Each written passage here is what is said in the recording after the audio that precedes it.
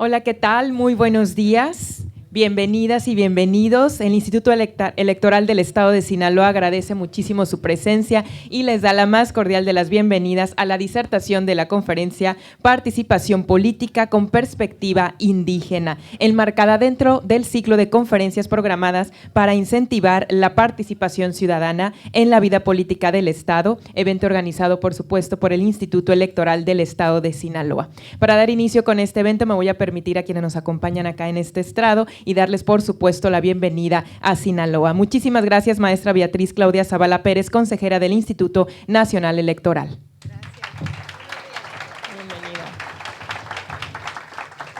También, por supuesto, muchísimas gracias por acompañarnos y bienvenido a Culiacán, maestro Sergio Arturo Guerrero Olvera, magistrado de la Sala Regional Guadalajara del Tribunal Electoral del Poder Judicial de la Federación. Y como anfitriona de este evento, la maestra Carla Gabriela Peraza Zazueta, consejera presidenta del Instituto Electoral del Estado de Sinaloa. Bienvenida. También queremos agradecer la presencia de este evento del contador Sergio Ernesto López Miranda, administrador y encargado de la Oficina de Representación del Instituto Nacional de los Pueblos Indígenas en Sinaloa. Gracias por acompañarnos y también, por supuesto, contamos con la asistencia de los integrantes del Consejo General de este instituto, los consejeros electorales, maestra Perla Lisset Bueno Torres, doctor Jorge Alberto de Lerrán García, licenciado Martín Alfonso Insunza Gutiérrez, maestra Gloria Isela García Cuadras, licenciado Óscar Sánchez Félix y licenciado Rafael Bermúdez Soto. Muchísimas gracias por acompañarnos y siempre estar apoyando este tipo de iniciativas del instituto. Y también, por supuesto, el secretario ejecutivo del Instituto Electoral del Estado de Sinaloa, licenciado Arturo Fajardo Mejía. También le agradecemos su asistencia y que comparta con nosotros esta mañana al licenciado Jorge Luis Ruelas Miranda, vocal ejecutivo del INE en Sinaloa. También queremos agradecer la participación en esta conferencia a las magistradas Carolina Chávez Rangel. Bienvenida también maestra Maisola Campos Montoya. Y licenciada Verónica Elizabeth García Ontiveros. También agradecemos la presencia de representantes de organismos autónomos, funcionariado de los órganos electorales, representantes de los partidos políticos en nuestro estado, de la sociedad civil y muy especialmente a todas aquellas que atienden los derechos y las necesidades de nuestras comunidades indígenas y por supuesto también a los medios de comunicación por la cobertura de este evento y llevar esta información a todos los sinaloenses y al público en general, a todos ustedes. Muchísimas gracias por acompañarnos. Para iniciar, voy a invitar a la maestra Carla Gabriela Peraza Zazueta, consejera presidente del Instituto Electoral del Estado de Sinaloa, que nos acompaña en este micrófono para dirigir su mensaje de bienvenida y un mensaje a los asistentes. Bueno, lo hacemos desde acá, ¿no? Hola, muy buenos días a todas y todos los presentes. Ya nos hizo favor acá nuestra presentadora de agradecerles a quienes hoy nos acompañan. Siempre es un gusto tener a los medios de comunicación que siempre difunden y dan a conocer todas las actividades de este instituto. Por supuesto, el agradecimiento a las consejeras y consejeros que hacen posible que estén acá, el magistrado y la consejera Claudia, y a las autoridades del INE, por supuesto, por acompañarnos, a los compañeros magistrados, a autoridades de la ACER, sociedad civil, organismos, a todos, compañeros, representantes de partido, bienvenidos sean todos. Hoy estamos muy contentos en el instituto, representantes de partido, dirigentes, muchas gracias por estar acá. Hoy estamos muy contentos de estar compartiendo con ustedes estos temas que son de suma importancia para todos los ciudadanos en Sinaloa.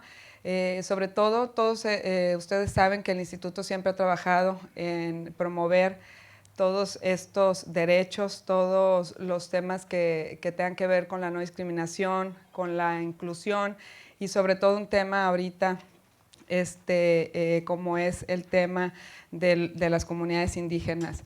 Estoy segura que las participaciones del magistrado Sergio Guerrero como la de la consejera Claudia Zavala serán de suma importancia para hacernos ver todo esto, a dónde nos encontramos hoy en México, en Sinaloa, qué es lo que sigue, qué es lo que tenemos que hacer, qué más derechos, cómo juzgar y cómo administrar, que es lo que le toca al órgano electoral de Sinaloa, estos temas para siempre estar abogando por los derechos de las y los ciudadanos.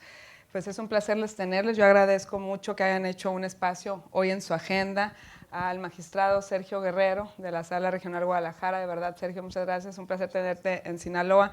Y también, querida consejera Claudia Zavala, por hacerte también este espacio en esta apretada agenda que tienen los dos y pues enseñarnos y compartirnos sus experiencias y sus conocimientos en esta materia. Agradezco a todos los presentes y espero que sea de su agrado estos eventos que venimos realizando en el instituto, para siempre mantener informada a la ciudadanía, porque yo siempre les digo que la información es poder, pero la información certera. Entonces, pues disfrutemos, nos están siguiendo también a través de las redes sociales del instituto, para todos los también estudiantes que nos siguen, a todos los académicos, pues será un placer que puedan escuchar a nuestros invitados. Me voy a permitir ceder el uso de la voz primero a la consejera Claudia Zavala, pero primero voy a leer una síntesis curricular de ella. La maestra Beatriz Claudia Zavala Pérez es licenciada y maestra en Derecho por la Universidad Nacional Autónoma de México. En su formación profesional tiene estudios en teoría de la Constitución, democracia, género y multiculturalismo, que es el tema que hoy nos ocupa precisamente. Cuenta con formación especializada para la carrera judicial. Se ha desempeñado como directora del Centro de Capacitación Judicial Electoral del Tribunal Electoral del Poder Judicial de la Federación. En el año 2006 fue consejera presidenta del Instituto Electoral del Distrito Federal de 2008 a 2010, como consejera electoral del mismo instituto hasta enero de 2013, así es que entiende bastante de lo que del trabajo que hacemos acá en ese órgano electoral administrativo. De marzo de 2013 a noviembre de 2016 se desempeñó como secretaria de Estudio y Cuenta de la Sala Superior del Tribunal Electoral del Poder Judicial de la Federación. En noviembre de 2016 se integró a la ponencia de la magistrada presidenta de la Sala Superior, Janine Madeline Otalora Malasis, como secretaria instructora, y actualmente es consejera electoral del Instituto Nacional Electoral. Es tuyo el micrófono. Muchas gracias, Claudia. Muchas gracias, presidenta. Muy buenos días a todas y a todos. Es un gusto estar aquí con ustedes, pero debo agradecerle a la consejera presidenta Carla y al equipo también de consejeras y consejeros que lo acompañan en el instituto, esta oportunidad de diálogo que para nosotros es muy significativo en un tema tan relevante que lo tenemos ya en la puerta de la esquina. Y también agradecerle la oportunidad de compartir este momento con un amigo de batalla de hace muchos años y de trabajo intenso como es el magistrado Sergio, que nos ha unido mucho tiempo en una construcción del derecho electoral.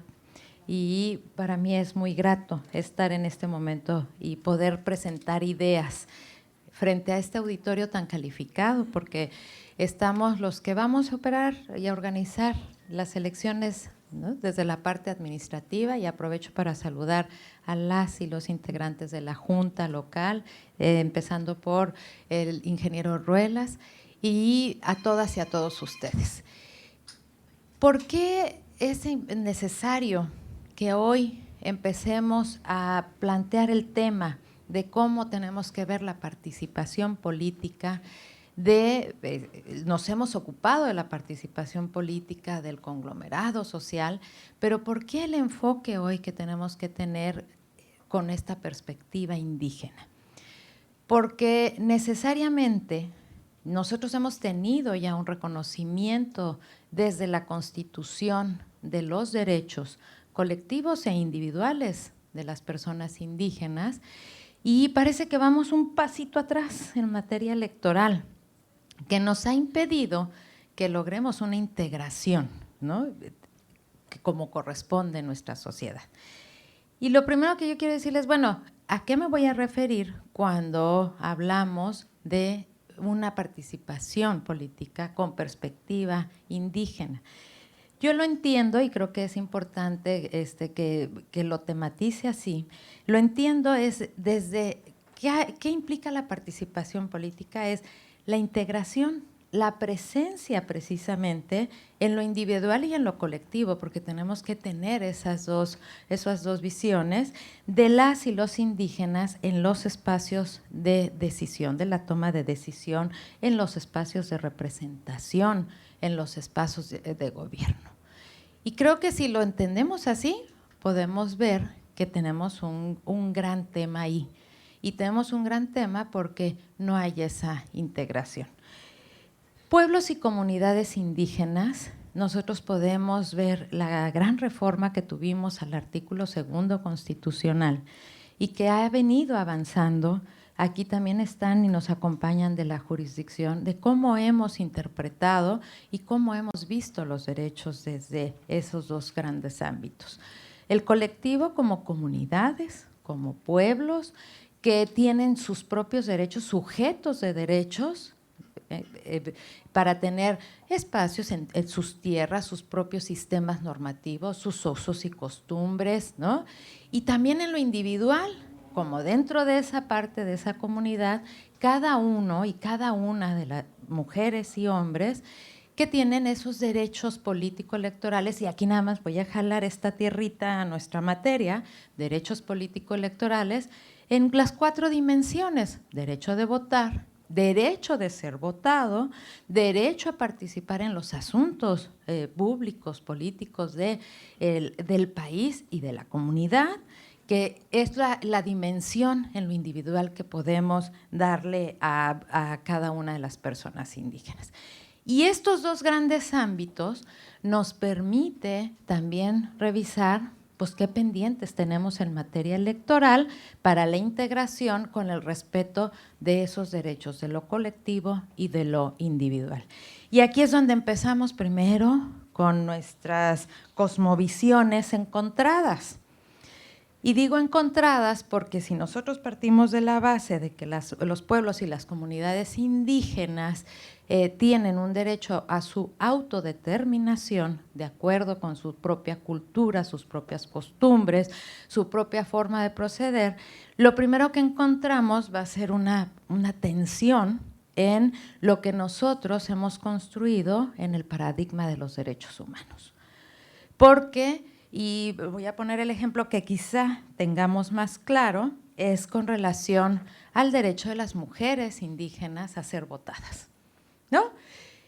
En los sistemas normativos o en los usos y costumbres, generalmente en algunas comunidades, no en todas, la participación política de las mujeres para ser votadas era diferente, muchas ocasiones excluida por los propios roles y los propios modelos que tienen en la comunidad. ¿Qué es lo que pasa con la reforma al artículo 2 constitucional? Que tenemos que hacer compatibles esa cosmovisión e integrar a las mujeres porque el tema de los derechos humanos permea en todo el modelo de México. Y el tema es cómo verlo sin alterar la propia organización, pero tratando de reivindicar esos derechos. Y ese es uno de los primeros grandes temas que nos representa en la materia electoral cuando trabajamos nosotros las cuestiones de indígenas. Fíjense nada más para un ejemplo. Nosotros tenemos en un total de municipios en México casi 2.500, 2.457. De ellos están catalogados 623 municipios como con la categoría de municipios indígenas. Esto quiere decir que tienen una población de 70% o más de población indígena. Dentro de eso, sus comunidades. Si lo vemos así, tendríamos que hacer efectiva la participación de estas comunidades y pueblos en la representación general que tuviera un vínculo con la representación general en los órganos de representación federal, el Congreso de la Unión, ¿no? Tendría que tener una correspondencia, porque también tenemos catalogados distritos indígenas. Hasta hoy tenemos 28 distritos indígenas que tendrían que tener una necesaria representación en el Congreso de la Unión a nivel federal. Y eso tendría que replicarse en lo local también, ese tipo de representación. Entonces, pero la realidad es que no es así y que lo tenemos que hacer viable. ¿Cómo le hicimos en el proceso electoral pasado? Aplicamos una acción afirmativa indígena. Seleccionamos los municipios, los distritos catalogados como distritos indígenas de esos 28 y los 12 distritos con mayor población del 60% de población indígena los incorporamos para exigir a los partidos políticos que postularan candidaturas indígenas. Y dentro de esa acción que hicimos, aplicamos una acción afirmativa a favor de las mujeres. De los que presentaran, de esos 12 que presentaran, tenían que ser la mitad mujeres y la mitad hombres. Si nosotros vemos los resultados, podemos ver que no tuvimos los resultados esperados, por dos razones. Una, porque se cometió una simulación en la presentación de candidaturas por parte de los partidos políticos. Y ojo, esto tiene que ver con el aspecto cultural, que es una de las cuestiones y de los obstáculos que se nos presenta para sortear, para derribar, porque lo que tenemos que estar convencidos es de la necesaria integración de las personas y de las comunidades indígenas en la representación nacional. Y la otra, porque se hicieron esas simulaciones, porque recuerden ustedes que el gran dilema que tenemos es ¿quién es indígena? ¿Quién se identifica como indígena? Y el tema es, y bueno, dentro de todos los modelos que tenemos, porque es multicultural, entonces, ¿qué les vamos a exigir para demostrar su identidad como indígenas? Y ahí es donde empezamos con los problemas. ¿Por qué? Porque esa cosmovisión es occidental, es nuestra. Queremos que nos prueben la identidad, ¿no? Entonces, ese es de los grandes dilemas que tenemos que enfrentar hoy, pero que no podemos ser ajenos a ello, que no podemos abstraernos de tomarlo en consideración para que, si ya está incluido en un nuevo modelo de ciudadanía, porque ya está elevado a rango constitucional, el que tenemos que respetar esos derechos en lo colectivo y en lo personal, y ya está reconocida esa libertad de determinaciones, ¿y cómo le vamos a hacer para hacerlo compatibles? A mí me parece que el tema que no podemos soslayar es que la perspectiva de derechos humanos tiene que correr en todo.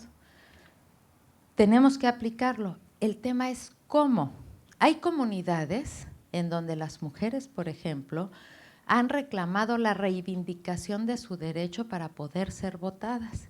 Y me parece que ahí la aplicación frente a el reclamo de la reivindicación de su derecho, el tribunal siempre ha tenido una acción asertiva de dar el derecho a las mujeres. Pero hay ocasiones en que quienes se pelean son el que quedó en primero y segundo lugar y ocupan un tema de derechos, es que no se les permitió votar a las mujeres cuando las mujeres todavía no reivindican para querer derribar el resultado de esa elección comunitaria. Y ahí me parece que también ha sido asertiva la forma de decidir, porque cuando no hay un reclamo directo de las personas vinculadas a las que se les excluyó, se dice, como han venido operando en esta cosmovisión, esto va a quedar subsistente, pero de aquí en adelante, ustedes comunidades tienen que ver cómo integran a las mujeres en la representación. Y me parece que eso es dar armonía a el tema de derechos que se encuentra inmerso. Ahora, Vamos a ver cómo estamos aquí en Sinaloa, porque me parece relevante el tema, cómo se ha abordado en Sinaloa desde el aspecto positivo que tenemos, porque hay reformas interesantes en Sinaloa. En Sinaloa, el artículo 13 bis de la Constitución Política Local de este estado dice que tiene una composición pluricultural. Y esto es muy importante que lo reconozcamos, porque cuando hablamos del tema indígena, el tema no es que todos sean iguales, justo hay propias diferencias en cada uno de sus sistemas. Y puede haber un espacio común, pero tenemos que ser conscientes que hay diferencias. Y esas diferencias las debemos de tomar en cuenta al momento que nosotros analizamos el tema de cómo vamos a integrar la participación política del grupo, del colectivo, pero también de las personas, de hombres y mujeres indígenas. Y se sustenta, dice, una composición pluricultural sustentada originalmente en sus pueblos y sus comunidades indígenas, que son aquellos que descienden de poblaciones que habitan en el territorio actual del Estado al iniciarse precisamente la colonización y que conservan sus propias instituciones sociales. Esto no lo podemos perder de vista. Instituciones sociales, instituciones económicas, culturales y políticas o parte de ellas. Y aquí viene algo muy relevante. Establece que la conciencia de la identidad indígena deberá ser el criterio fundamental para determinar a quiénes se aplican las decisiones sobre los pueblos indígenas. Señala que el reconocimiento de los pueblos y comunidades indígenas en el Estado debe hacerse en la ley. Bueno, aunque no lo hiciera, nosotros lo tendríamos que reconocer, la que deberá tomar en cuenta, además de los principios generales establecidos en ese artículo de la Constitución, los criterios etnolingüísticos y de asentamiento físico. Fíjense todo lo que tenemos que tomar en cuenta como elementos fundamentales al momento de revisar cómo vamos a integrar a la participación política a las comunidades indígenas.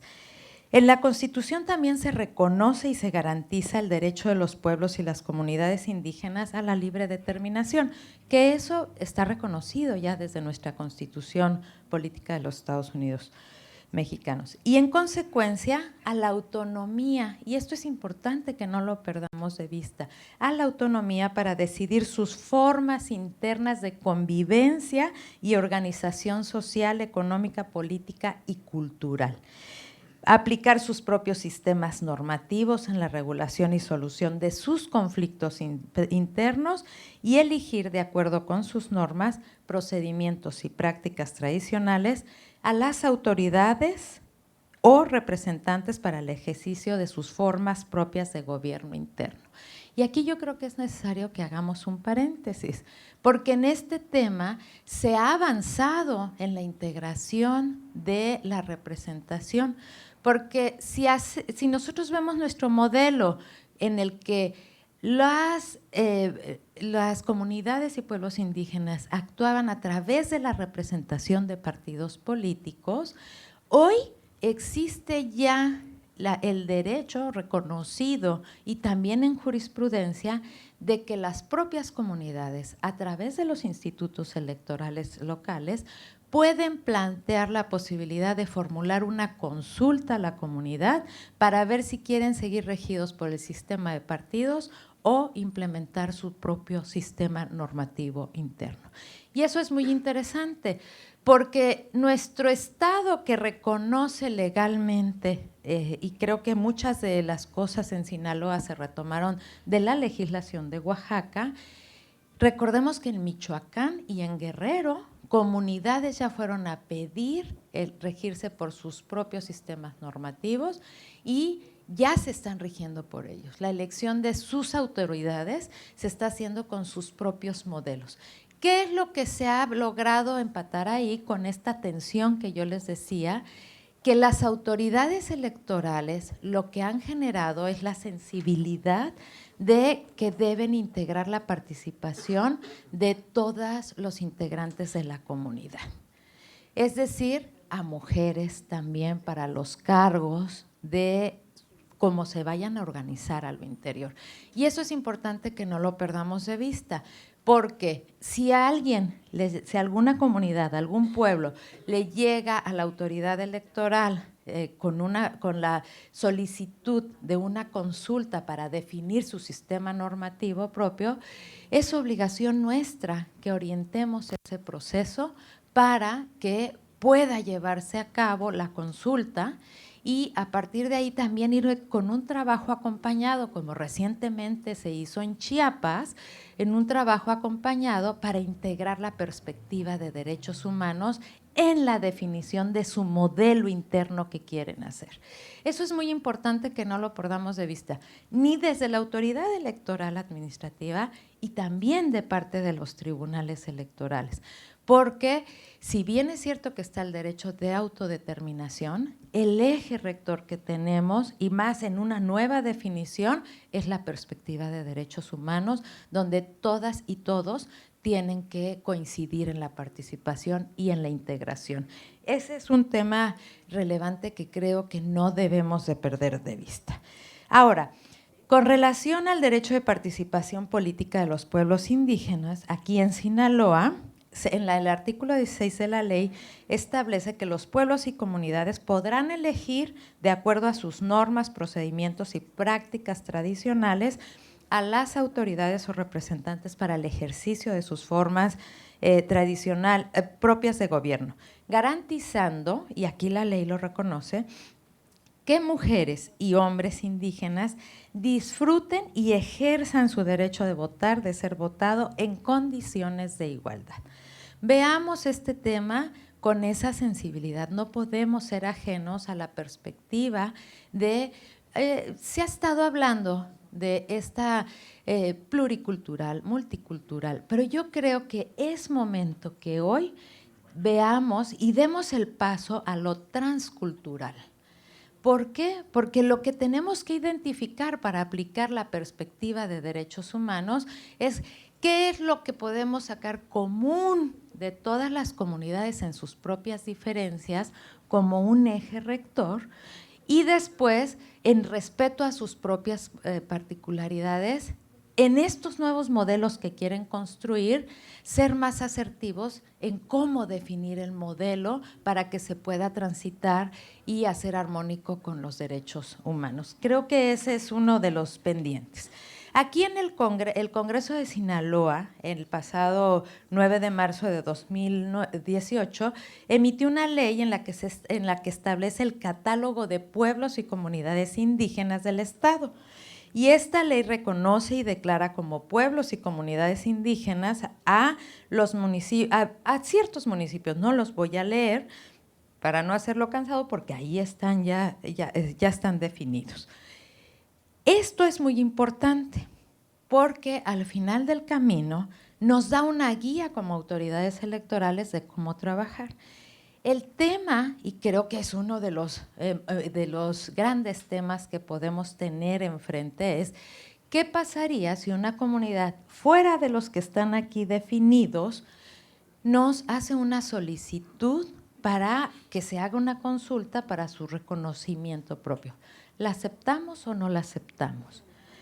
Entonces, creo que aquí lo que nosotros tenemos que ver es encontrar el espacio común exactamente de qué se ha definido en la relación de cuestión de a quién vamos a tener como pueblo y comunidad indígena sobre la base de su identidad. Y por ahí hay un criterio muy interesante que se dio en Baja California. Normalmente nosotros tomamos la estadística del porcentaje de población indígena para definir si tienen esa cualidad de indígena. El tema de Baja California es importante porque era una comunidad cuyo reclamo era que estaba en peligro de extinción. Obviamente no iba a tener más del 40% de población indígena porque estaba en peligro de extinción. instituto, el tribunal, en aquellas resoluciones dijeron, pues es que no tienes esa cualidad de comunidad indígena. Y aquí el criterio de la Sala Superior es muy importante porque integra esta perspectiva indígena. No te guíes nada más por el número de población.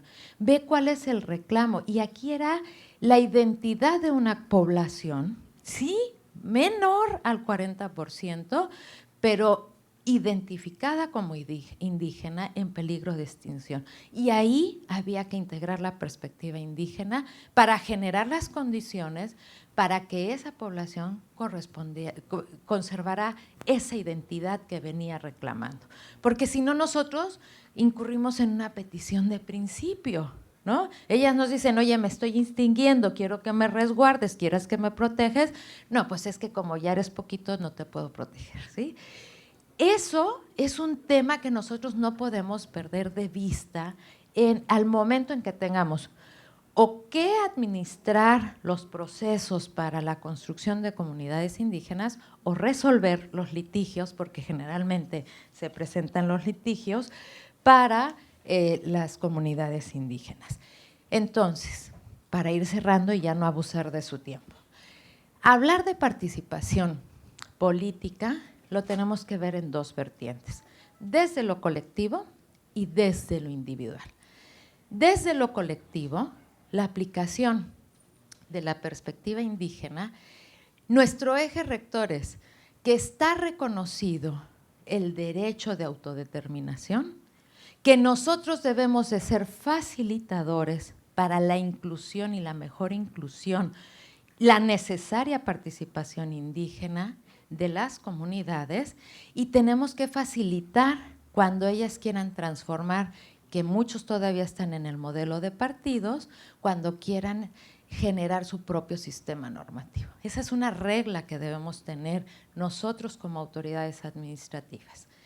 Desde lo individual, lo que tenemos que tener presente es el derecho de hombres y mujeres a integrarse a la representación, a los cargos, buscando los modelos que favorezcan esa integración, porque el propio sistema interno muchas veces excluye a las mujeres, por ejemplo, de hacer determinados servicios que son los que a los hombres los permiten ocupar los cargos al interior de la comunidad. Tenemos que darle un giro a eso. ¿Cómo dentro de su cosmovisión nosotros podemos generar que las mujeres se vayan integrando a la representación política? Y también no debemos olvidar el tema de inclusión, debe ser en esta interseccionalidad que tenemos, mujeres y también jóvenes, juventudes, ¿no? Tenemos que empezar a ver. El tema de inclusión en lo individual se tiene que mapear desde lo más abstracto, desde arriba, para ver en el contexto particular de cada comunidad cómo lo vamos a operar. Y entonces así, lo que nosotros tenemos que lograr, y en este proceso electoral, que vamos a tener una elección a nivel país, México, mayoritariamente va a ser en municipios, lo que tenemos que ver, que es nuestro gran pendiente, la integración, no solo de mujeres en la representación de los ayuntamientos, sino de las comunidades indígenas que tengan reconocidos y la integración de mujeres indígenas en la toma de decisiones. No es fácil, yo sé que el tema no es fácil, ¿no? Pero tenemos que estar acompañados y por eso me da mucho gusto que esté usted aquí como representante del instituto, porque es un tema que requiere la sinergia de todas las instituciones. Porque nosotros como autoridades electorales no tenemos las lecturas periciales de cada una de las comunidades, pero si hacemos el trabajo en sinergia con los institutos que van a tener mayores insumos, con todos los institutos que manejan datos de lo indígena, yo creo que vamos a tener mayores posibilidades de, en el siguiente proceso electoral, dar mejores resultados, porque los de hoy dejan mucho que decir. Todavía no están integrados a la representación. El reclamo es muy fuerte, donde vayamos a nivel nacional, a nivel local, pero nuestra obligación es hacer posible esta participación política. Y no lo vamos a lograr si no integramos esta perspectiva indígena transcultural. Estamos obligados a encontrar qué es lo común respetando las diferencias. Era lo que quería comentar con ustedes. Muchísimas gracias.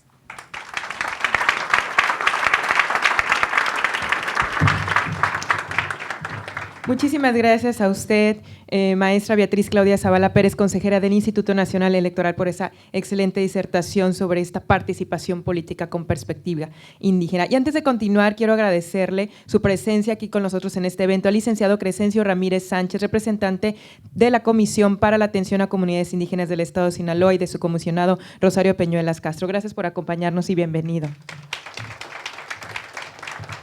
para que pueda llevar toda la información aquí, allá a la dependencia. Y también muchísimas gracias, licenciado Diego Fernando Medina Rodríguez, magistrado del Tribunal Electoral del Estado de Sinaloa, por acompañarnos y darse el tiempo de estar con nosotros. Y les comento a todos los asistentes que al registrarse recibieron un par de papeletas justamente para hacer las preguntas al final de las exposiciones. Entonces tenemos aquí un par de chicas que nos pueden apoyar para que se las vayan entregando a ellos. Pueden hacer sus preguntas justo cuando estén haciendo la exposición, porque luego se nos olvida, ¿verdad? Y al final, ¿qué quería preguntar? Entonces por eso se les dieron las papeletas desde un inicio, para que puedan hacer ahí sus cuestionamientos, sus comentarios, y bueno, al final leérselos aquí a nuestros expositores. Y también, si toman alguna fotografía o comparten en sus redes sociales este evento, que me parece que es muy interesante sacarlo de estas cuatro paredes, ¿no? A través de Facebook, de Instagram, de Twitter o de la red social que ustedes manejen, lo pueden hacer con el hashtag Más Allá del Voto, y por supuesto etiquetar al Instituto Electoral del Estado de Sinaloa, para que cada vez más personas se enteren de lo que se está haciendo aquí, justamente eso, para promover la participación política e incluyendo a todos. Continuamos, maestra Carla. Muchísimas gracias, Angélica. Bueno, hoy toca el turno del magistrado Sergio Guerrero, a quien agradezco de nueva cuenta, y ya la consejera Claudia nos habló de su visión en el tema de los órganos administrativos. Creo que fue muy puntual en lo que dice que nos hace falta, en lo que nos comenta. Por eso que es muy importante la presencia acá de los compañeros que vienen representando a Limpia, a las comunidades indígenas, y estoy segura que les van a hacer llegar todos los comentarios que se viertan en esta conferencia. Es correcto, es como empezamos el tema de la participación de las mujeres, hoy estamos en este tema de la participación de las comunidades indígenas, y es muy importante lo que nos compartes, Claudia, y hoy viene la visión jurisdiccional. Y antes de otorgarte el uso de la voz, me permito leer tu reseña curricular. El magistrado Sergio Arturo Guerrero Olvera, maestro en Derecho por la Universidad Autónoma de Querétaro, especialista en Justicia Constitucional y Procesos Constitucionales por la Universidad de Castilla-La Mancha, máster en Argumentación Jurídica por la Universidad de Alicante, España, y especialista en Derecho Electoral por la UNAM. Él cumplió 18 años en el servicio en el Poder Judicial de la Federación, de los cuales estuvo 9 años en la Sala Superior del Tribunal Electoral del Poder Judicial de la Federación, en donde se desempeñó como secretario de Estudio y Cuenta, secretario instructor de ponencia, presidente de la comisión sustanciadora para resolver conflictos laborales de servidores de dicho órgano jurisdiccional, y también fue coordinador de jurisprudencia. En octubre de 2014, el Senado de la República lo designó como magistrado propietario del Tribunal Electoral del Estado de Querétaro, el cual presidió de 2015 a 2016, encargo que concluyó al ser nombrado magistrado regional de la primera circunscripción plurinominal de Tribunal Electoral del Poder Judicial de la Federación, con sede en Guadalajara, Jalisco, en el cual está desde el 29 de marzo de este año. Bienvenido, Sergio. Muchas gracias, presidenta. Muy buenos días a todas y todos. Estoy muy contento de verdad por estar acá en Culiacán. Muchas gracias, Carla, por esta invitación. Consejeras y consejeros, muchas gracias, y amigos y amigas del Tribunal Electoral Estatal, colegas también amigos, muchas gracias. Y todavía más porque pues, estoy con Claudia, a quien yo considero mi maestra. Cuando yo llegué a Sala Superior ella era una consagrada del derecho electoral, así que digamos que le tengo un respeto y un cariño, pero sobre todo una admiración por lo que ha construido todos nosotros hemos participado hace muchos años, pero Claudia, yo reconozco que tú ya estabas ahí en muchos temas en los que antes no teníamos la visión ni la cultura para, digamos, estar tan adelantados en su tiempo. El Tribunal Electoral en su momento fue un tribunal adelantado a su tiempo, ¿verdad? Y creo que hoy por hoy están rindiendo frutos. Como Clau ya me dejó sin nada, lo dijo todo muy bien, yo voy a hacer un poco una reflexión diferente, a ver si ustedes me lo permiten, voy a tratar de ser bien rápido para enmarcar esta deliberación que me gustaría tener con ustedes desde otra perspectiva, ¿vale? Y mi primer premisa va a ser que tomemos en cuenta que las traducciones culturales son muy complicadas. Por ejemplo, si uno quisiera encontrar la traducción en quiligua del vocablo participación política, pues sería muy complicado. Si a los otomiles decimos, tradúceme la palabra democracia al ñañú, pues va a ser muy complicado, ¿no? Y entonces, esa categoría euroamericana, es decir, eurocentrista, la hemos implantado para dominar, colonizar intelectual, política y culturalmente a nuestros pueblos y comunidades indígenas. Yo voy a centrar un poco en eso para que hagamos algunas reflexiones a ver qué les parece. La verdad voy a hacer un poquito de trampa porque acabo de escribir algo al respecto, pero lo voy a dejar con Carla por si a alguien le interesa, ¿no? El ensayo se llama Intersecciones normativas y pluralismo jurídico. Y voy a empezar primero con una serie de ejemplos para que se vea de qué estamos hablando cuando hablamos de lo indígena. Yo le decía a Carla, luego hablamos de las mujeres sin que estén mujeres, ¿verdad? Y luego hablamos de indígenas sin que estén los indígenas. Esto pues impide los diálogos culturales auténticos. Entonces los mestizos hablan de los indígenas sin que estén los indígenas. Pero por eso vale la pena luego tener algunos ejemplos. Yo voy a hacer en estos momentos una lista de ejemplos que nos permitan, ese sería mi objetivo, sensibilizarnos acerca de qué estamos hablando, ¿vale? Voy a hacer así lo más rápido posible, si se aburren me dicen.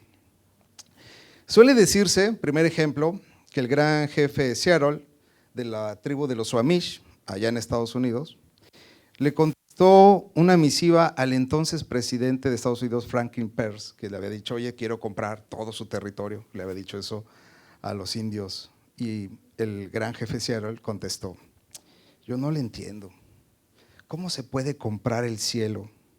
¿Cómo se puede comprar el calor de la tierra? Pues nada más que respuesta, ¿verdad? Preguntaba el gran jefe y remataba, yo no entiendo sus costumbres son diferentes a las mías. Y en efecto, no nos entendemos. Porque preguntémonos esto, hemos leído a Bobbio, a Sartori, un montón de teóricos de la democracia, pero hemos leído teóricos del pensamiento político indígena, pues no lo estamos leyendo, no nos interesan de hecho. Y por ahí había una cita que hace un gran profesor canadiense, Charles Taylor, dice que alguien, un político inglés, decía, bueno, cuando los indios escriban algo como que lo que escribió Tolstoy, entonces comenzaremos a leerlos. Pues claro que eso nuevamente es una categorización cultural que da por sentado que el eurocentrismo es superior al pensamiento indígena. Pero vamos a ver si esto es cierto o no. Yo les voy a poner algunos ejemplos de cómo esto entra en crisis y cómo el derecho electoral y la participación política de pueblos y comunidades indígenas forma parte de algo más grande que es una civilización, una cosmovisión, y cómo eso insertado y no entendido desde el punto de vista político electoral puede generar muchos problemas. Entonces voy con el ejemplo número 2. El derecho al agua en una comunidad zapoteca. Una señora que pertenece a una comunidad pero que tiene años de no vivir ahí y que jamás hizo el tequio, que jamás hizo la faena, va a la Comisión Estatal de Derechos Humanos a reclamar que la comunidad le ha privado del agua y que como es un derecho humano no se le puede privar del derecho del agua. Fíjense aquí lo que hay detrás de esto, decía Norberto Bobbio, es que creemos en los euroamericanos, o sea, los que nos pensamos como nosotros, que tenemos ayuntamientos, instituciones jurídicas tal como las conocemos, pues creemos en el principio de universalismo jurídico, que es decir, que todos los derechos en todas partes deberían ser prácticamente igual, y de hecho el liberalismo político lo que nos ha enseñado es que es más importante los derechos que las obligaciones, hemos enfatizado demasiado los derechos. De tal manera que en nuestra sociedad usted puede comprar películas piratas, traer un vehículo pirata, no pagar impuestos, ¿verdad? Infringir todos los deberes de tránsito, todos los deberes fiscales, y aún así conserva todos sus derechos. De hecho, en materia electoral, si lo pensamos bien, pues no hay rehabilitación, ¿no? Hay partidos que han incurrido sistemáticamente en infracciones, han violado todos los derechos posibles. Hay políticos con nombre y apellido que han violado todas las normas electorales y aún así tienen derecho a seguir participando. ¿Por qué? Porque en el liberalismo político, en nuestra sociedad, los derechos son independientes del cumplimiento de los deberes. ¿Ok? Pues bajo esa perspectiva, una persona zapoteca le dice a su comunidad, no me puedes privar del agua. Pero la comunidad zapoteca contesta, mira, es que se nos anegó el río y cuando estaba a punto de inundarse la comunidad, usted nos abandonó. ¿Sabe qué? Pusimos unas banquetas por acá, arreglamos la capilla y usted no estuvo. ¿Sabe qué? Tuvimos que poner y donar para un centro de atención médica y usted no puso ni un peso, no vino a trabajar en la jornada. O sea que si en esta comunidad todos fueran como usted, ya nos hubiéramos extinguido. De tal manera que, claro que le voy a privar de derecho al agua. Y por primera vez un tribunal administrativo en Oaxaca, una magistrada sensacional, dijo pues que esto lo resuelva la comunidad. Pues ¿por qué lo va a resolver yo? ¿Verdad? Pues yo pienso desde el punto de vista antropocentrista que el individuo es primero y está por encima de la comunidad.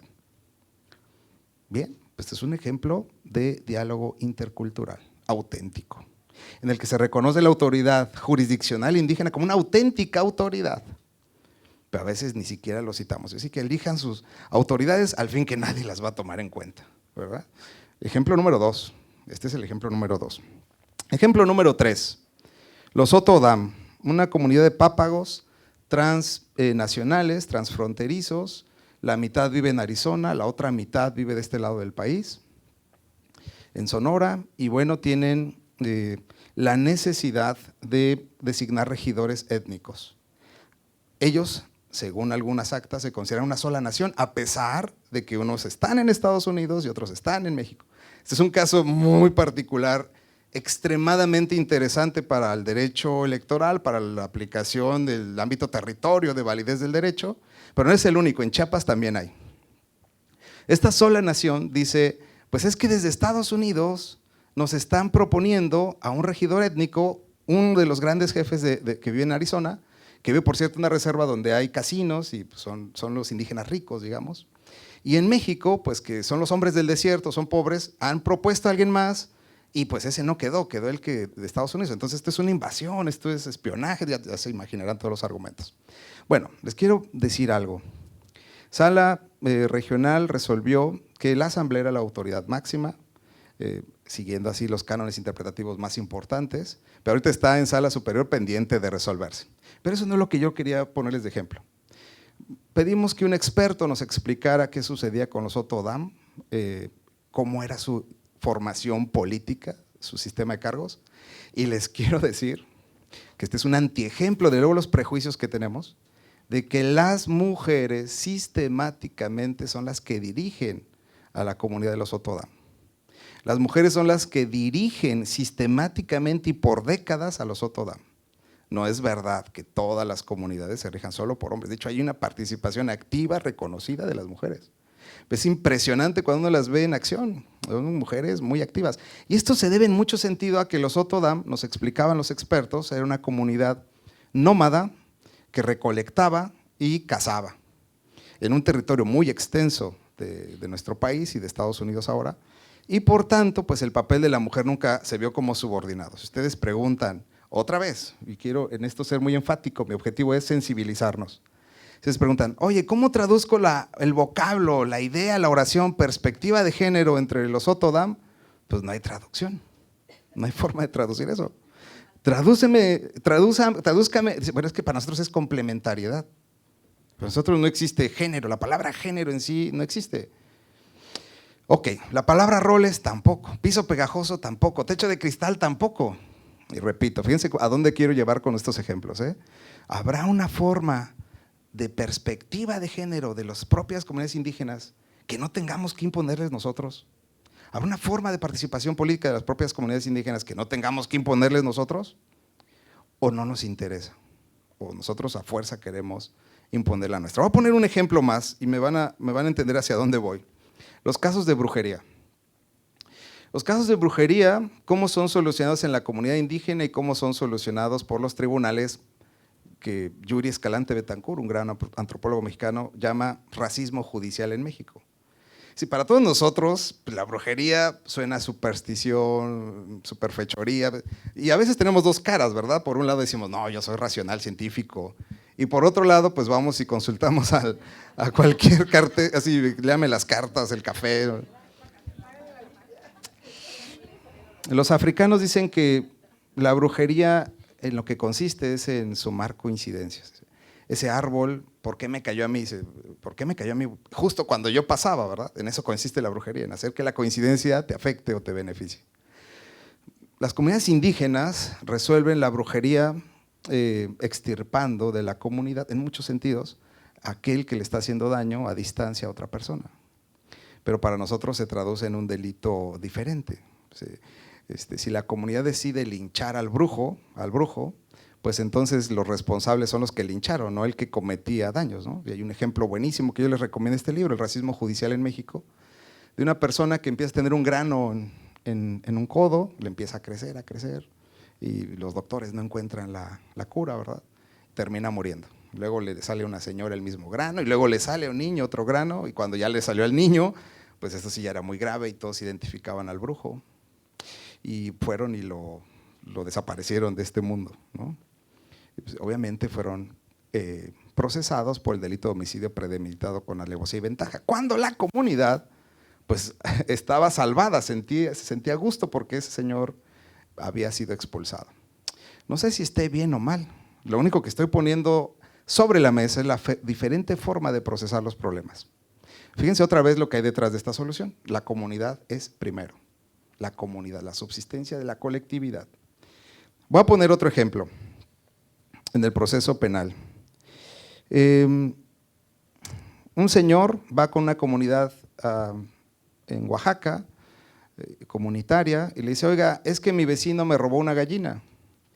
Y entonces el juez le llama al vecino y dice, oiga, que usted le robó una gallina, y el otro dice, no, esta es la mía. Y el otro contesta, no, es mía.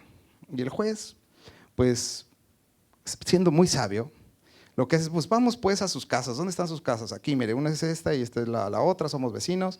Muy bien, voy a soltar la gallina en medio de las dos casas y para donde jale, de ahí va a ser, ¿no? Esto es sabiduría pura, nosotros en derecho le llamamos máxima de la experiencia. La máxima de la experiencia es una generalización empírica. Parte de la observación de que después de ver muchos casos similares, uno puede obtener una regla, un patrón de conducta de que esto va a seguir siendo así. Y pues las partes están de acuerdo. Perdón, es que yo creí, la gallina jaló para acá y dice, sí, es de él. La gallina siempre jala su corral, ese es el principio, ¿no?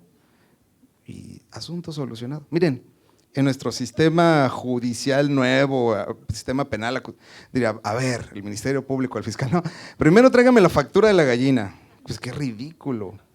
Tráigame la factura, la prueba de preexistencia de la gallina. Hay un profesor indígena que dice, esto es ridículo, nos tratan como tontos, no les importan nuestras propias leyes y costumbres, cuando son mucho más sabias que las de ellos.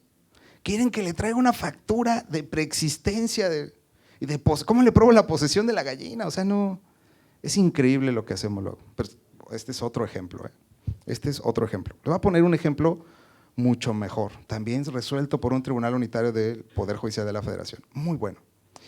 Va un indígena en su camioneta sobre un camino en Oaxaca, se encuentra unas personas sobre el camino, 10 personas, y le piden un aventón, y él les da el aventón, está en medio de la nada, se lo lleva, y adelante un retén militar le dice, oiga, vamos a hacer una revisión. De la revisión se obtiene que las personas del aventón son centroamericanos, extranjeros, y entonces, pues esto es un delito grave. No, esto es un delito grave, Ley General de Migración, si mal no recuerdo, es un delito que amerita pena privativa de libertad y si multiplican por cada sujeto del delito, bueno, pues 30 años de prisión. Cuando le llega al magistrado unitario, y esto otra vez, fíjense bien, esto es tener auténticos diálogos interculturales, porque a veces nada más es una cita, a veces nada más lo decimos por decirlo, pero no le damos consecuencias prácticas. Y el juez, el magistrado dice, a ver, ¿qué hizo este señor? No, pues le echó aventón. Ok. ¿Qué más está aprobado? Nada, no se necesita aprobar nada. Solo lo único que se necesita aprobar es que usted traslada personas de un lugar a otro sin tener nacionalidad mexicana. Eso es todo y con eso se consuma el delito. Y entonces el magistrado sabiamente recopila información. Ojo con esto, no resuelve con lo que cree, con lo que piensa, con su visión del mundo. Porque luego muchos de nosotros, sobre la base de prejuicios, sobre la base de ideas no constatadas, como cuando nunca hemos estado en una comunidad, empezamos a hablar mal de esas comunidades. No, es que eso siempre piden y no sé. Y empieza uno a hablar mal sin saber, sin haber estado nunca ahí. Y entonces este señor dice, lo primero que tengo que hacer es informarme, y obtiene información y dice, oigan, ¿hay una autoridad que pueda resolver esto? Y la comunidad dice, sí. ¿Ustedes pueden resolver esto? Sí. Pues para nosotros está bien fácil. Y entonces hace el primer acuerdo que yo conozco documentado de delegación de competencia. Delegación de competencia, es un caso hermoso. Y dice, yo no tengo por qué resolver todo. Si quiero ser respetuoso del artículo 2 constitucional, pues que lo resuelvan ellos. Se los manda a la comunidad y les va a decir algo hermoso, tal cual dice la sentencia. Esto es hermoso, Carla, hermoso. La comunidad dice, esto no es delito. No es delito ayudar a las personas. De hecho, es lo que la comunidad espera de sus integrantes, que le ayude a los demás cuando estos lo necesitan. Qué hermoso, ¿sí o no? Hermoso, eso es algo que nosotros ya hemos olvidado. Esto es algo que nosotros ya hemos olvidado, ayudar cuando más se necesita. Y obviamente obtiene su libertad. Otro ejemplo. Santa Catarina de Ixtepeji, Oaxaca. El presidente municipal no cobra un peso por ejercer el cargo. De hecho, Clau, la esposa tiene que trabajar para mantener a este señor que anda de político. Y está muy orgullosa de eso. Ella no quiere ser, porque tiene cosas más importantes que hacer que andar de político. Ella tiene que cuidar a la familia, que es más importante que andar de político. ¿Se explica uno o no entonces por qué ellas no participan? En estos sentidos, sí. Porque le damos demasiada importancia al derecho de participar en las elecciones, pero no a las obligaciones, repito, o a la comunidad. Haciendo una ponderación no eurocéntrica, no euroamericana, no mestiza, no anglosajona, para ellos, en su cosmovisión, es más importante la familia que tener el cargo de presidenta municipal. ¿Y debemos respetar eso o no? ¿O quién somos nosotros para juzgar eso? ¿O por qué nosotros desde nuestra visión tenemos que calificar eso como bueno o malo? Porque ¿saben lo que ellos piensan de nosotros? Que sí, como no quieren ser presidentes municipales y cobran y salen millonarios. Entonces, digamos, en Santa Catarina de Ixtepeji, aparte hay una fiesta muy bonita, como en todo Oaxaca, que se llama la Calenda. Las madrinas, que son la máxima autoridad de la fiesta, recolectan dinero para hacer esa fiesta hermosa, que dura una semana, es la de calentamiento, digamos, nada más. Todas con su mezcal, los niños jugando a las 3 de la mañana, no hay un solo incidente violento en la comunidad. El presidente municipal tiene la obligación de hacer una comida todos los días para todos los integrantes del pueblo, entonces todos llegamos al pueblo, a la casa del presidente municipal, y bueno, la comida es espectacular, pero no les quiero presumir eso, ojalá y un día puedan visitarlo. Lo que les quiero decir es esto impresionante, usted no va a encontrar el aprovechamiento del ecosistema de una manera ociosa o exagerada. No hay excedentes porque los excedentes se reparten equitativamente. Les pongo un ejemplo. El gobierno del estado les dio 12 licencias de taxi. Y entonces, si estuviéramos entre los mestizos, les aseguro que uno de nosotros ya se hubiera apropiado de unas 10, ¿no? Y además las hubiéramos vendido, revendido y de un monopolio. No, ellos no. Miren, a esas 12, un año le tocan a 12 familias diferentes y al siguiente año se las turnan otros integrantes de otra familia. Y siempre cobran lo mismo, no importa si van al aeropuerto, no importa si van a 10 kilómetros, no importa, siempre cobran lo mismo. Y todas las ganancias se juntan y después se reparten equitativamente. Esto es participación política ejemplar, ejemplar. De eso estamos hablando cuando hablamos de los indígenas, ¿eh? Eso es un antiejemplo de comunidades indígenas. Les pongo otro ejemplo, ya casi termino con esto. En la Ciudad de México Hay una comunidad triqui, como en muchos lugares, ¿no? He platicado con Carla que me decían que en Baja California la comunidad más grande son los oaxacalifornianos, ¿verdad? Pues andan en todos lados. Luego también criticamos mucho eso, ¿no? A ustedes les ha pasado, a mí también, pues estos ¿de dónde vienen y son de aquí? Pues como si los condenáramos a no migrar, pues como si nada más los mestizos tuviéramos derecho a migrar. También eso pues, es un gran problema, pues es un gran problema de entendimiento cultural. Uno de sus integrantes en la comunidad triqui, que está cerca de una estación de metro, se roba las cosas de una vecindad, de ahí mismo, pues de la comunidad, y entonces la líder, que es mujer, por cierto, mujer triqui, líder, es muy común que las mujeres lideren, detiene a esta persona y no la deja salir por 2 días porque aceptó que robó.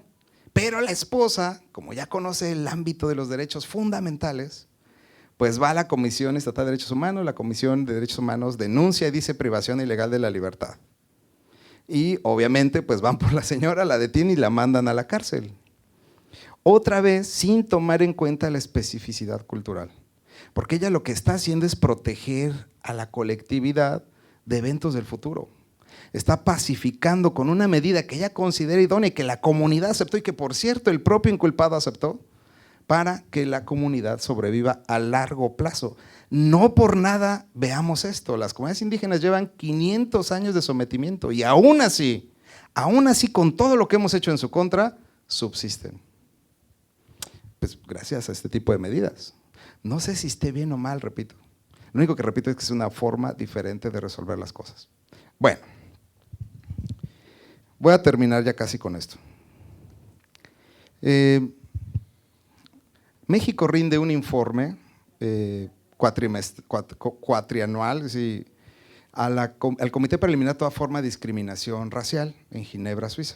Yo estuve en el del 2009-2010 y lo primero que nos decían es, ustedes no toman en serio la interculturalidad, transculturalidad, pluralismo jurídico, pluralismo político. Ustedes han fallado en muchos temas.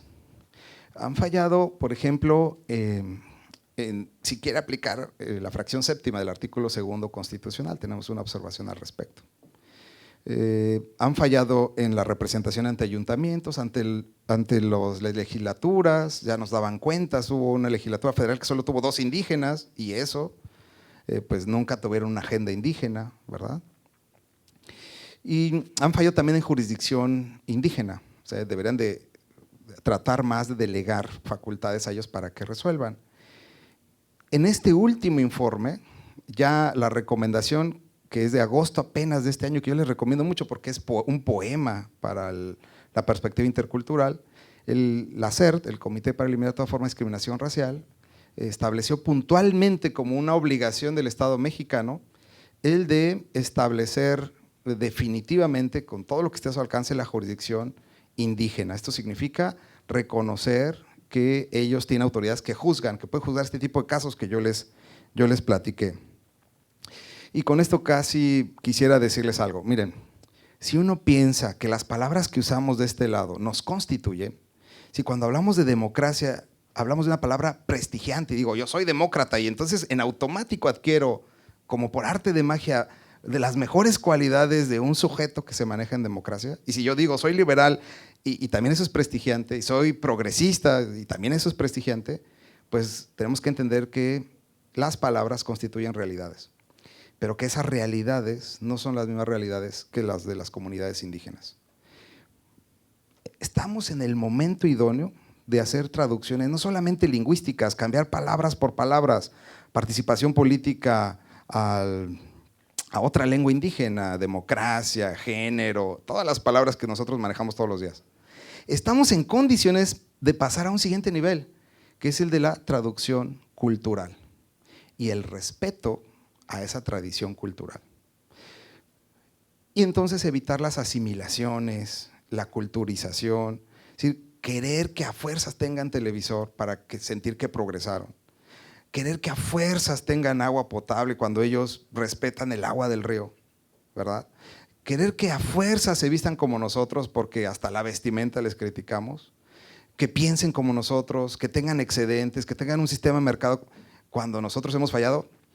Entonces, lo que yo quiero decirles es, estamos en el momento idóneo, con las herramientas jurídicas adecuadas para hacer una ecología de saberes. No matemos otros saberes, no matemos la forma en que ellos resolucionan sus problemas. Eso se llama epistemicidio. Boaventura Sousa ha dicho, cuando los americanos llegaron a México, dijeron la herbolaria no es científica y la aniquilaron. Siendo que en muchas comunidades indígenas, la gente se cura así y la tasa de cáncer, por ejemplo, es muy inferior o no hay de plano cáncer en esas comunidades como entre nosotros. O cuando los españoles llegaron, aniquilaron ese tipo de saber, ese tipo de conocimientos y hoy preferimos, por ejemplo, el maíz transgénico al maíz nativo, cuando el maíz transgénico está asociado siempre a una empresa, a un conjunto de empresas que también se ha dicho ha provocado cáncer, ¿verdad? Repito y con esto termino. Busquemos diálogos interculturales. Vayamos por una nueva forma de comprensión de aquellos mundos que no conocemos. Cuando hablemos de ellos, el primer paso es, si no conozco, mejor no hablo. No hablar desde nuestros prejuicios, desde nuestros pensamientos. Si nunca han estado en una comunidad indígena, si nunca hemos sabido exactamente qué piensa acerca del respeto a la naturaleza, la Pachamama, el buen vivir, la felicidad, si no sabemos nada de esos conceptos de ellos, mejor no critiquemos. Paso 1, sensibilización. Muchas gracias.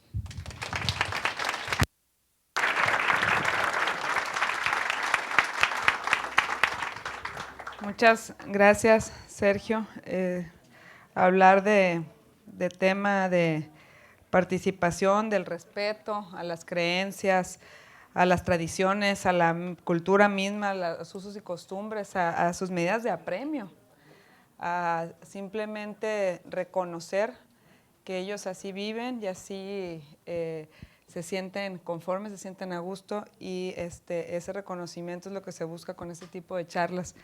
Y hablas también de un término coincidencia en tu plática y no es coincidencia que estén tú y Claudia el día de hoy aquí, ya lo dijiste muy bien, se conocían y cuando se dio esta invitación a que precisamente ustedes, conocedores de este tema, estuvieran acá desde el lado administrativo, desde el lado jurisdiccional, con todos estos ejemplos que pues muy puntualmente y creo yo que maravillosamente nos fuiste relatando de varias comunidades indígenas y de cómo pudiéramos entender mejor, porque creo que todos los que estamos acá entendemos que hay que respetar esos derechos y sus formas de vivir, pero pues qué mejor que nos los cuentes a través de este ensayo, que el que guste se lo puedo proporcionar, y también pues el tema administrativo, lo que falta por hacer, que muchas veces decimos, no, es que claro, ya tienen muchos derechos y ya los dejamos, y mires que en la elección pasada lograron muchos cargos y tienen acceso y se les permite, etcétera. No es cierto, y así yo lo decía anteriormente, empezaba diciendo el tema de las mujeres, y así han empezado creo que todos los derechos y todas las luchas. Tal es la lucha misma de la democracia, que empezó en el 68 con esta lucha que jóvenes, por cierto, que también piden inclusión, originaron que esté el anterior IFE o INE, y pues que estén los juzgadores, acá también los locales, y pues que estemos las autoridades locales en lo que nos toca los derechos políticos electorales, siempre haciendo posible más derechos para todas y todos los ciudadanos. Muchas gracias a los dos, no es coincidencia que estén juntos y pues ojalá que tengamos preguntas del público porque creo que eso siempre nutre a los que nos acompañan y a quienes nos siguen a través de las redes sociales. Bueno, ok. Muchas gracias. Pues hasta ahorita solamente ha llegado una. De verdad los invitamos a que puedan formular preguntas, algún comentario. Yo creo que eso es lo que nos hace reflexionar justamente, ¿no? Ver las diferentes perspectivas que hay aquí de todos los que nos están acompañando en esta conferencia respecto a lo que nos han pues compartido nuestros expositores. Dice Miguel Felipe Alonso: para tener un marco de referencia, ¿cuál es el país, electoralmente hablando, que está a la vanguardia en la protección de derechos indígenas? No dirige su pregunta a alguno de nuestros expositores, pero yo creo que quizá ambos pudieran compartir algo.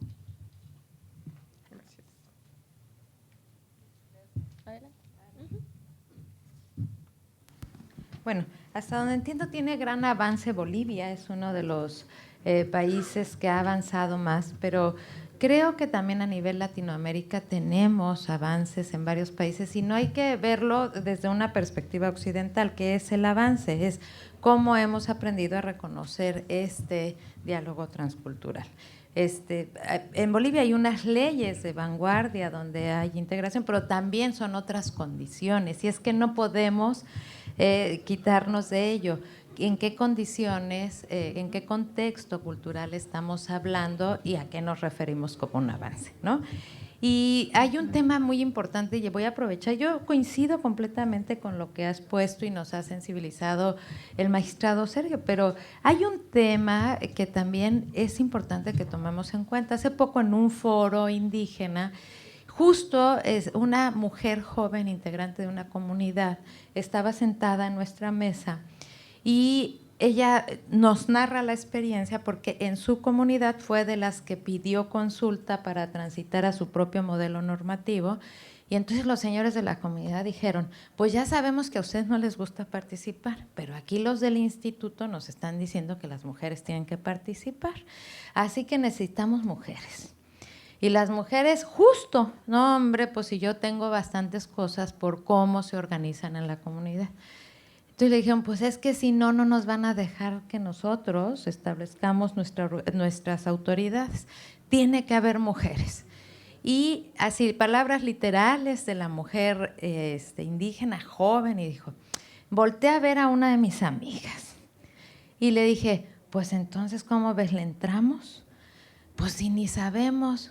No, pues cómo no hay que entrarle, ¿no? Si no somos nosotras, ¿quién? Eso es muy significativo porque justo es revertir un proceso y a lo mejor sí con una forma, no vamos a imponer, por eso yo hablaba de las cosmovisiones, que es muy importante que nos informemos, pero sí tenemos que impulsar que el impulso de las mujeres para participar, porque también son esos derechos que se integran. Entonces, lo primero que nos dice, bueno, pues yo entré y pues a mí me daban, así lo dijo, harto miedo esos señores, pues ya eran los grandes.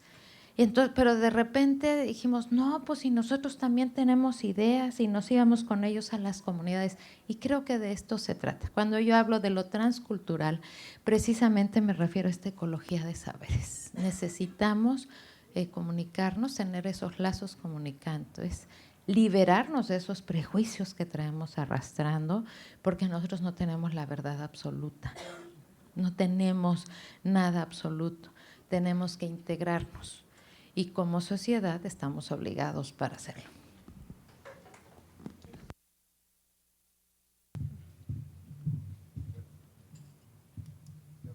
Para decirles así lo que yo he visto, pues no. Acabamos de presenciar lo que pasó en Bolivia. La presidenta interina llega con 2 Biblias a Palacio de Gobierno.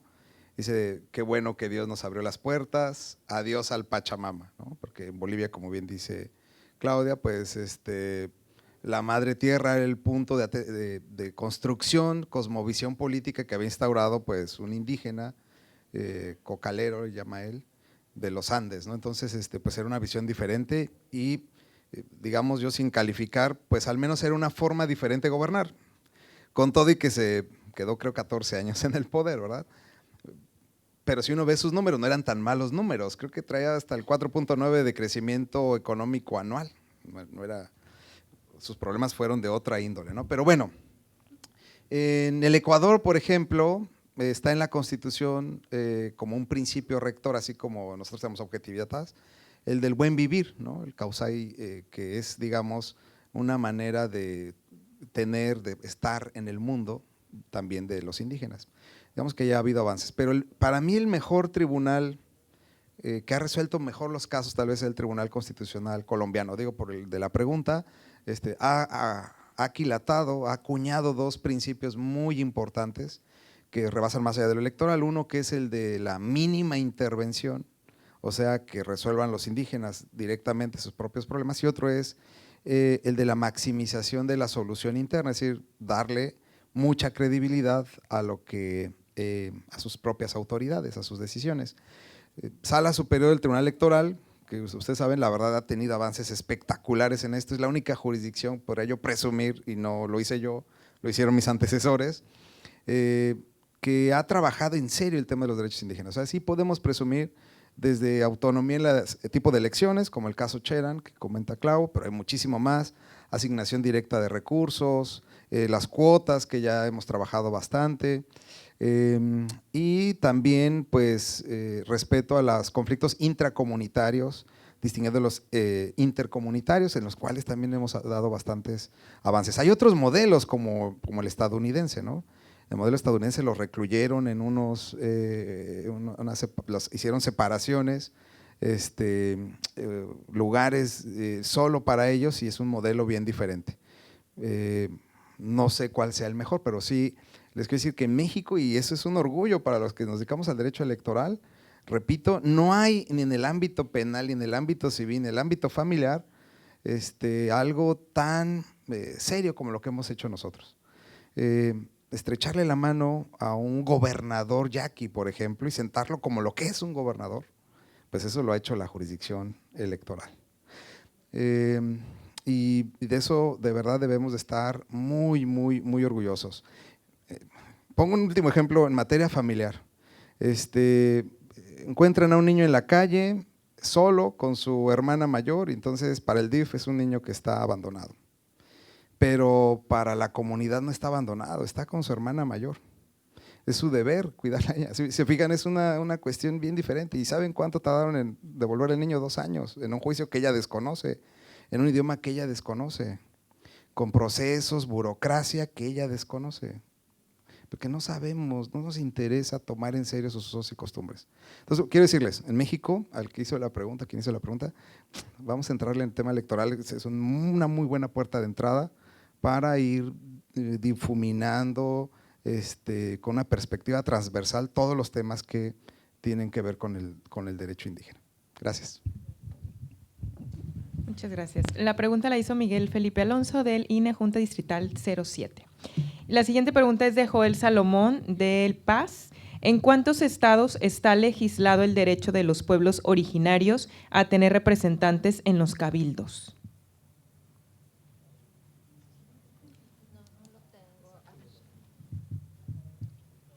Sé que no tengo el dato a nivel nacional en cuántos estados, porque justamente con la reforma constitucional los estados están entrando a la reforma.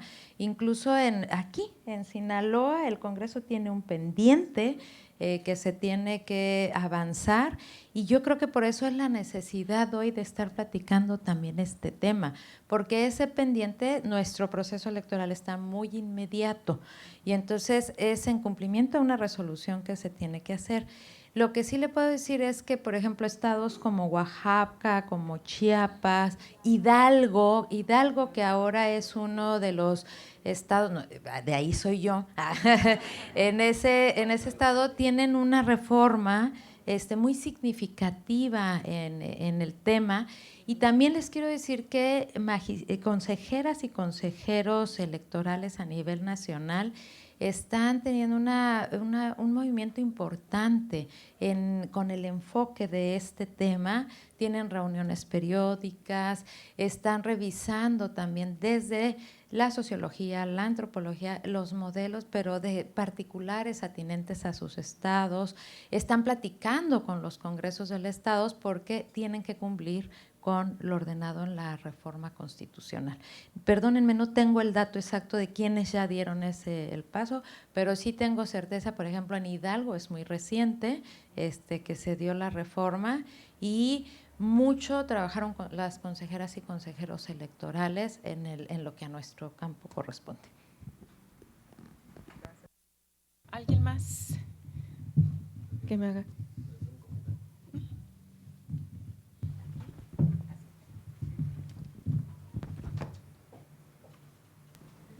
Quiero felicitar a los tres, pero felicitar a los que están aquí, a todos, porque estar aquí no es cosa fácil, porque el tema indígena es un poco tema que usted lo acaban de comentar, muy poco lo tocamos. Parece que están en otro mundo, ¿no? En otro país, en otro planeta. Y me gustó mucho su comentario, La verdad que yo creo que usted debe vivir en las comunidades indígenas, debe vivir en la ciudad, porque aprende muchas cosas. Vivir en la comunidad indígena no es lo mismo vivir en la ciudad. Y siempre he dicho yo, leer 30 libros los pueblos indígenas y ver 30 películas los pueblos indígenas no es lo mismo ir, vivir, comer, dormir con ellos allí, para conocer realmente lo que es la cosmovisión de los pueblos indígenas. Y Sinaloa, no se diga, no estamos lejos. Casi que vimos, se puede decir que en Sinaloa vive mejor, o sea, se vive más pueblos indígenas en Sinaloa que en Oaxaca. En Sinaloa tenemos 35 lenguas indígenas con residencia, que muchos dicen, parece que estamos locos, dicen los pueblos indígenas. No, ustedes están locos, dicen. No. En 35 lenguas indígenas con residencia en Sinaloa, quiere decir que eso le ganamos a Oaxaca, a Chiapas. ¿Por qué? Por el fenómeno de migración. El fenómeno de migración, por ejemplo, en Culiacán tenemos 10 lenguas indígenas con residencia, y nadie dice, ¿y dónde están? No los veo. Pues que pues no van a vestir, están disfrazados como yo, bueno, ahorita yo vengo con una figura parecido, pero otros están disfrazados con saco, corbata o camisa normal. Entonces, pero fíjese lo curioso. Entonces yo creo que la nota que usted cuenta, si lo tomamos el tema ese como tema de sensibilidad, es un tema que yo también me gusta mucho, la sensibilización. Algo que me llama mucho la atención, los mexicanos somos muy racistas, y hay que decirlo, discriminatorio. Los países, yo tuve la oportunidad de trabajar 2 años con la República de Finlandia, ahí no tiene que ver morenito, la mayoría son mujeres de 2 metros para arriba, güeras, ojos verdes, y tiene indígenas que se llaman los samis. No me creen, revisen la tecnología, les dice. Y fíjese, lo más que me llamó mucho la atención es que tienen representación indígena los parlamentarios, con voz y voto, con una visión de cosmovisión, como usted lo acaba de decir. Cuando ayudaron a los mexicanos, porque sí, ahora siguen apoyando todavía, ayudaban a las comunidades indígenas, donde yo tuve la oportunidad de trabajar con ellos. Diplomadas, aquí está el INPI, que nos fue testigo, que nos ayudó una parte, con diplomadas en materia de derecho indígena. Ahorita tenemos de esos, de 2007, ahorita tenemos esos jóvenes de esos que tomaron el curso, ahorita hay varios que ya son doctores en materia de derecho indígena, con becas y con así. Fíjese, pero con recursos de los finlandeses, no de los mexicanos. Fíjese nada más que, o sea, me preocupa porque que los mexicanos a veces discriminamos más al indígena y no vemos lo que usted dice, todo lo que comentó. Que tiene totalmente la justicia es muy distinto. La solidaridad, el tequio, la participación en las asambleas generales. Entonces yo creo que Sinaloa tiene un paso que tiene que dar importancia en los próximos procesos electorales. A mí me preocupa que dicen que nada más debe haber, en 10 municipios del estado debe haber representaciones indígenas o los ayuntamientos. No, es una equivocación. La ley no te dice, el artículo 2 no dice tantos porcentajes, con que haya uno. Hay presidentes municipales que me ha tocado decir, es que aquí no hay indígenas. Pues esto estás ignorando en tu propio municipio. Por ejemplo, San Ignacio dice un presidente municipal, no hay indígenas. ¿Cómo no haber indígenas? Hay 300 indígenas ahí. Entonces no estás respetando su derecho, como usted dice, derecho colectivo, derecho individual. No estás respetando. El artículo 2 constitucional no te dice eso. O pregúntame. Entonces son cosas que tenemos que avanzarle. Creo que Sinaloa tiene Sinaloa debe ser un estado que tiene mucha riqueza en todos los sentidos, político, social, cultural y todo lo demás. Ese sería mi comentario. Un aplauso, por favor. No sé si la maestra Beatriz Claudia Zavala o el maestro Sergio Arturo Guerrero quisieran hacer algún comentario respecto a lo que ha mencionado el señor Crescencio sobre la presencia de comunidades indígenas en Sinaloa. Bueno, yo nada más, o sea, es bien representativo, pero ojalá se pueda hacer el trabajo conjunto hoy que el Congreso de Sinaloa tiene esa oportunidad de irse acompañado. Creo que es una gran oportunidad para generar las mejores condiciones para integrar en el estado de Sinaloa todo esto que necesariamente tenemos que hacerlo en los hechos. Ojalá sí se esté haciendo ese trabajo de sinergia en conjunto, porque el tema no es menor, ¿no? Creo que es de la mayor relevancia.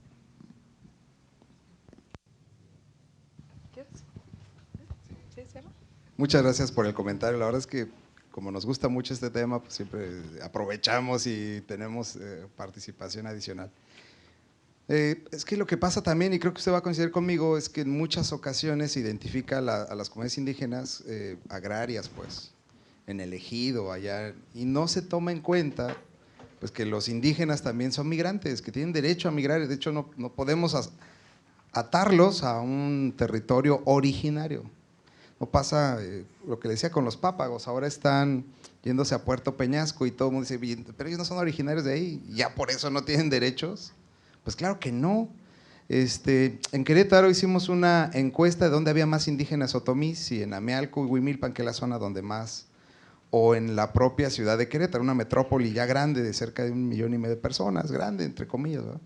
¿Y saben dónde había más indígenas? En la Universidad Autónoma de Querétaro, pero disfrazados. Todas las mañanas salían, como usted dijo, y pedían a Dios, habían después que no se me note que soy indígena porque me van a criticar.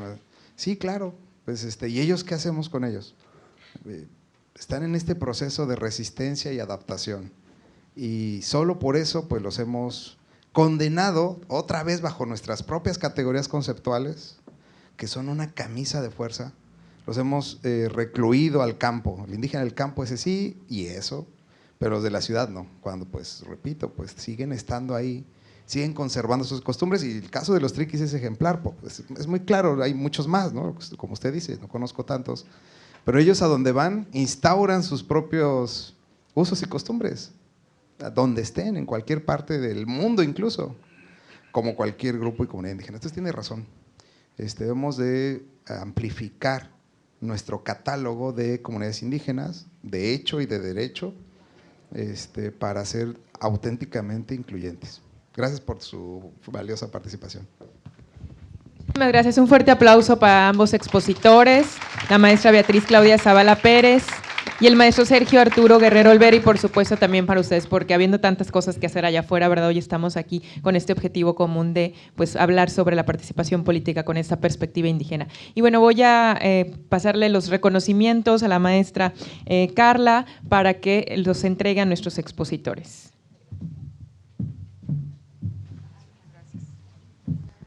Y al respecto del comentario del compañero, pues lo importante es que aquí tenemos a muchos representantes de partidos políticos y dirigentes que seguramente van a empujar este tema que seguramente también está revisando ya el Congreso del Estado.